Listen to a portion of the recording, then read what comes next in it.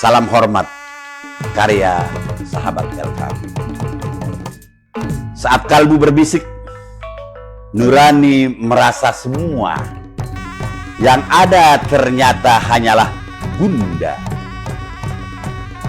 Banyak kenangan cerita yang bermakna, tak ada yang mampu merasakan keindahan.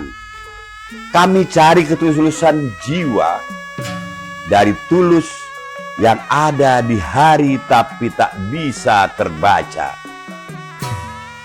Kami ingin melukis dunia dengan pelangi di tengah hujan yang tak mau berhenti.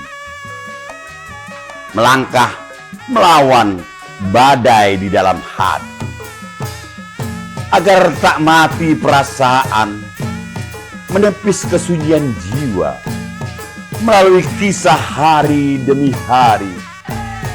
Kebersamaan kita selama ini menjadi kenangan yang tak kami lupakan. Salam hormat kami, teman seperjuangan selama ini. Semoga hidup kita bermanfaat bagi orang banyak. Wassalamualaikum warahmatullahi wabarakatuh.